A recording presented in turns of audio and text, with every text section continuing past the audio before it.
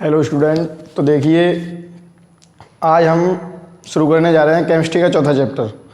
और केमिस्ट्री का चौथा चैप्टर जो है उसमें कैलकुलेशन का काम ज़्यादा होता है थोड़ा सा, और थ्योरी भी वहाँ से पूछी जाती है। वो सीधी बहुत सरल थ्योरी है तो, और इसका महत्व भी ज़्यादा है पेपर में, क्योंकि पेपर में यहाँ से क्वेश्चन 4 नंबर का भी पूछा जाता है, बड़े बड़े क्वेश्चन आते हैं, तो आपको इसे ध्यान से समझना होगा। ठीक है, इसके लिए मैंने ये चीज़ पहले ही लिख दी है, हम इसे कवर करेंगे आज ये सब टॉपिक, और इसमें होता क्या है वो हम देखेंगे। ठीक है, अब देखो वीडियो शुरू करने से पहले मैं आप लोगों को एक चीज़ क्लियर कर दूं कि पेपर बहुत नज़दीक आ चुके हैं और अब यहाँ से आगे को पढ़ना बहुत ज़रूरी है, तो अच्छे से पढ़ लो, अन्यथा समय जब निकल जाएगा तो केवल पछताना रह जाएगा। फिर बाद में आप खुद को गाली देना, घर वालों पर ब्लेम मत करना, क्योंकि बच्चे खुद पढ़ते नहीं हैं, बाद में घर वालों पर ब्लेम करते हैं। अब यहाँ से समझ लो आप पढ़ने के लिए केवल 20-25 दिन हैं, ओनली 20 दिन ही मान लो, 25 नहीं, क्योंकि पेपर हो सकते हैं आपके 4 या 5 मई से उधर जाके शुरू होंगे, तो 20-25 दिन मान लो आप पढ़ने के लिए, तो पढ़ाई अच्छे से करनी होगी। अब देखो ये सब के बाद में ये बताऊँगा आपको सब, और ये हमारा केमिस्ट्री का चौथा चैप्टर है, ये टॉपिक लिख दिए हैं मैंने। सबसे पहले हम अवक्रिया के वेग की बात करेंगे। देखो वेग चाहे अवक्रिया का हो या आपकी साइकिल का वेग हो, वेग का मतलब होता है आपने कितने समय में कितनी दूरी तय करी, उसको ही हम वेग कह देते हैं एक तरीके से। अब देखो इसमें क्या होता है, अवक्रिया का वेग है, तो अवक्रिया में अगर कोई अवक्रिया होती है तो पहले एक चीज़ तो ये समझ लो इसमें कि अवक्रिया में एक तरफ तो होता है अभिकारक और दूसरी तरफ बनता है उत्पाद। अब देखो अभिकारक अणु की सांद्रता में परिवर्तन की दर, ये हमारा अभिकारक अणु है, ये समय के साथ कम होता जाएगा और ये इधर उत्पाद बनता जाएगा। तो अभिकारक अणु की सांद्रता में परिवर्तन की दर अभिक्रिया का वेग कहलाती है। अभिकारक अणु की सांद्रता में परिवर्तन की दर अभिक्रिया का वेग कहलाती है। ठीक है, अब इसके बाद हम बात करते हैं अभिक्रिया का ताक्षणिक वेग। देखो ताक्षणिक वेग में क्या है, किसी निश्चित समय की या किसी निश्चित पॉइंट की बात चल रही हो कि 12:36 और 2 सेकंड, तो वो जो निश्चित समय होगा, तो निश्चित समय पर अभिक्रिया का वेग ताक्षणिक वेग कहलाता है। ठीक है, एक निश्चित समय पर अभिक्रिया का जो वेग होता है उसे हम क्या कह देते हैं, ताक्षणिक वेग कह देते हैं। ओके, इसके बाद हम बात करते हैं अभिक्रिया के वेग को प्रभावित करने वाले कारक। जैसे अगर मैं इसके बारे में आपको और बताऊं, अगर मैं ये कहूँ कि आप कहीं यहाँ से मान लो कासगंज गए, या आपके पास जो शहर हो आप वहाँ जाएँ, मैं कहूँ यहाँ से 10 किलोमीटर मुझे जाना है, और 10 किलोमीटर पहले तो मैं 5 किलोमीटर धीरे धीरे गया था, फिर लास्ट में स्पीड बढ़ा दी मैंने जाके, और लास्ट पॉइंट जब मैं वहाँ पहुँचने वाला था 1 किलोमीटर पीछे था, तब मैंने स्पीड बहुत ज़्यादा कर दी हो। फिर कोई पूछे मुझसे कि वो ताक्षणिक वेग उस समय मान लो हो कि 10:22 और 13 सेकंड हो रहे हो, तो अब मुझसे कोई कहे कि 10:22 और 13 सेकंड पर तुम्हारा वेग कितना था, तो मैं बताऊँगा कि इतना वेग था एग्जैक्ट, कि साहब मैं 50 किलोमीटर प्रति घंटे की स्पीड से चल रहा था उस समय। या फिर कोई मुझसे पूछे औसत वेग, तो औसत का मतलब होता है कि जो शुरू से लेकर एंड तक जो दूरी होगी वो मैंने कितने समय में तय करी, उसमें किसी एक क्षण का मतलब नहीं होता है। ठीक है, ताक्षणिक वेग में केवल एक पॉइंट से मतलब होता है कि उतने समय पर एग्जैक्ट टाइम बता दिया जाएगा, उतने समय वेग कितना था। अब देखो अभिक्रिया के वेग को प्रभावित करने वाले कारक देख लेते हैं हम। अब अभिक्रिया के वेग को प्रभावित करने वाले कारक से मतलब है कि कौन कौन से कारक हैं जो अभिक्रिया के वेग को प्रभावित करते हैं। तो देखो इसमें एक तो आता है अभिकारक की सांद्रता है, अभिकारक अणु की सांद्रता। ये सांद्रता, देखो सांद्रता का मतलब होता है सांद्रता जितनी ज़्यादा होगी वो पदार्थ उतना ही गाढ़ा हो जाएगा। अब मुझे एक बात बताओ, नॉर्मल सी चीज़ ये है, यदि किसी स्थान पर भीड़ जितनी ज़्यादा होगी वहाँ पॉल्यूशन उतना ही ज़्यादा होगा, करप्शन और जो भी परिस्थितियाँ हैं, जहाँ भीड़ ज़्यादा होगी वहाँ परिस्थितियाँ हो जाती हैं बेकार।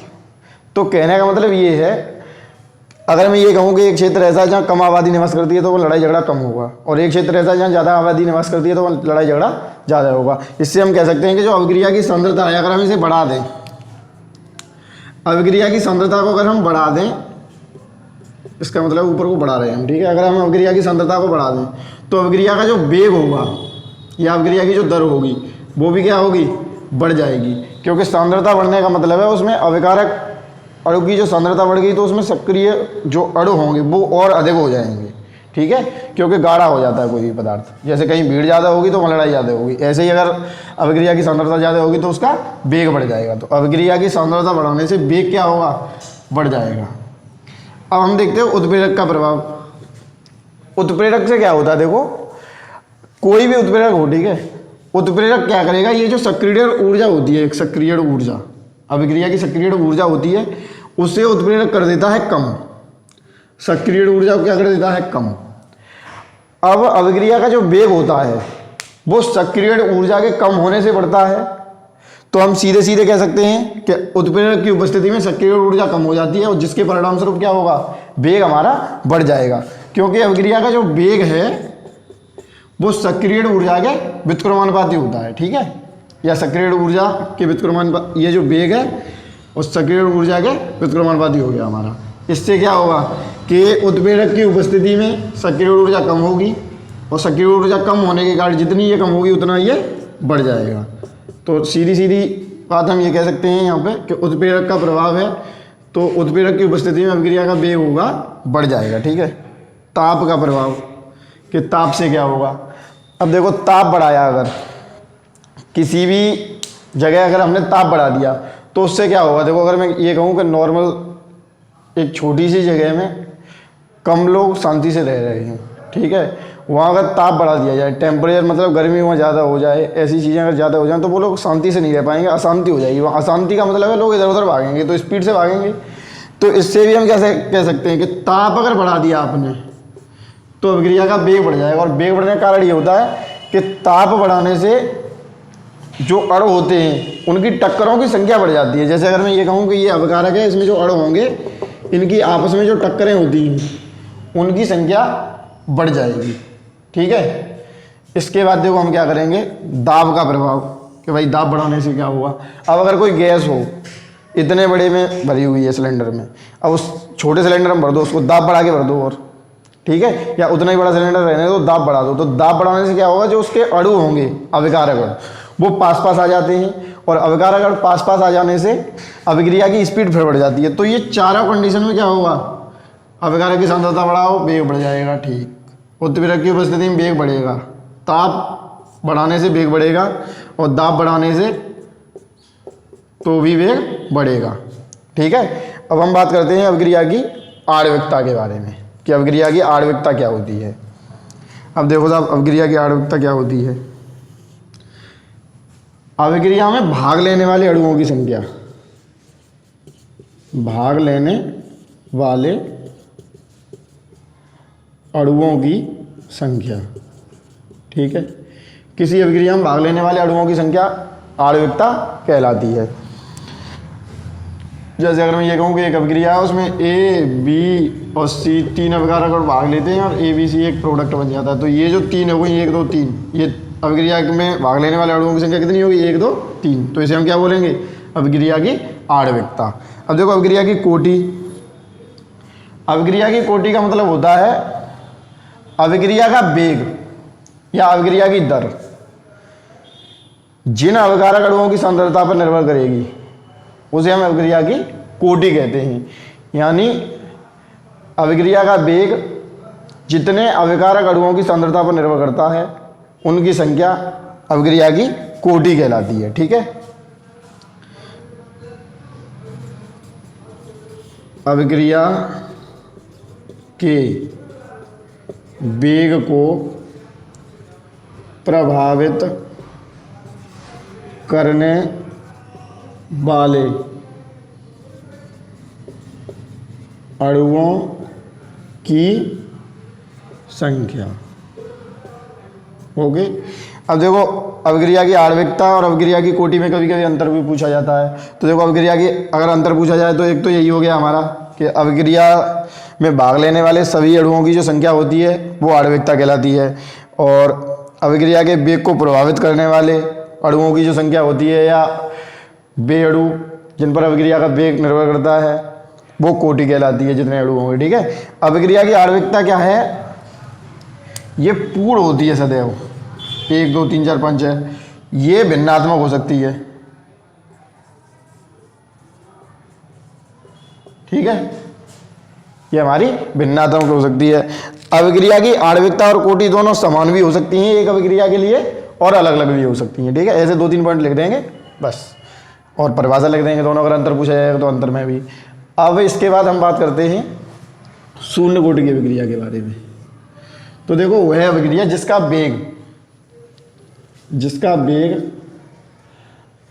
अभिकारक अणु की सांद्रता पर निर्भर नहीं करता है।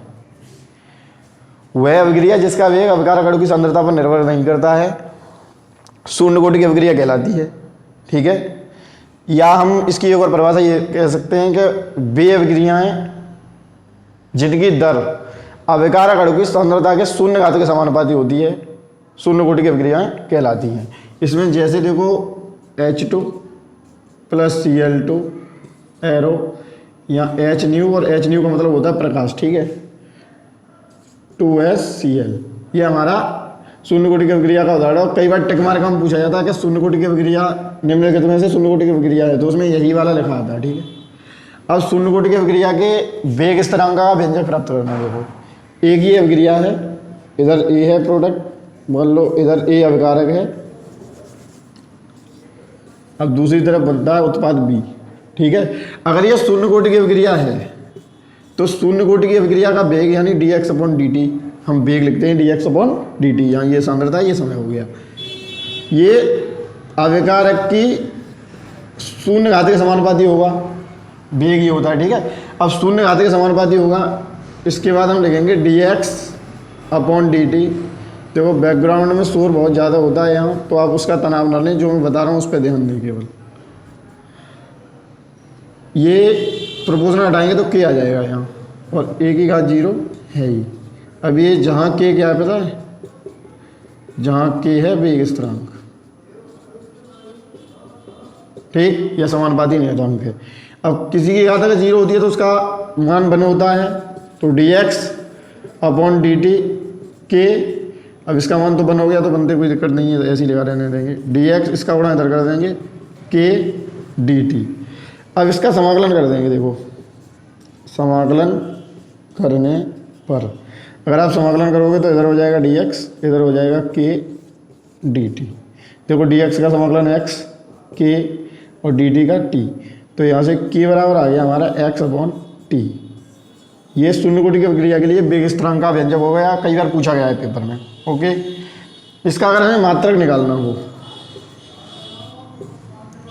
शून्य कोटि की अभिक्रिया के वेग स्थिरांक का मात्रक बताइए क्या होता है, ये पेपर में पूछा जाता है क्वेश्चन।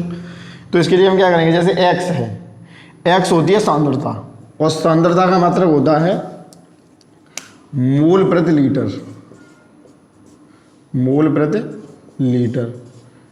अब बट्टे में क्या समय है, और समय का मात्रक होता है सेकंड, तो मोल प्रति लीटर प्रति सेकंड। एक तो मात्रक ये हो गया, या हम इसको ऐसे लिख सकते हैं, मोल लीटर ऊपर लिखोगे तो इनवर्स लगा देंगे, और इसको भी ऊपर ले जाओगे तो सेकंड इनवर्स। ठीक है, एक मात्रक हम ये लिख सकते हैं, mole litre inverse second inverse. शून्य कोटि की अभिक्रिया हो गई है। इसमें कहीं भी यदि आपको डाउट हो तो आप पूछ सकते हैं, बहुत सरल है समझने के लिए, इसमें कोई बड़ी बात नहीं है समझने वाली, कि जो चीज़ समझ में ना आए। और इसके बाद आगे की मैं किसी अन्य वीडियो में देखूंगा। आज के लिए इतना ही। यदि आपको वीडियो पसंद आई है तो वीडियो को लाइक करें, कमेंट करें और शेयर करें। और यदि आप लोगों ने हमारे चैनल को अभी तक सब्सक्राइब नहीं किया है तो ऐसे ही और जो इम्पोर्टेंट टॉपिक के वीडियो हैं वो पाने के लिए हमारे चैनल को सब्सक्राइब कर लें, ताकि आपको हमारी वीडियो का नोटिफिकेशन आते ही मिल जाए। धन्यवाद।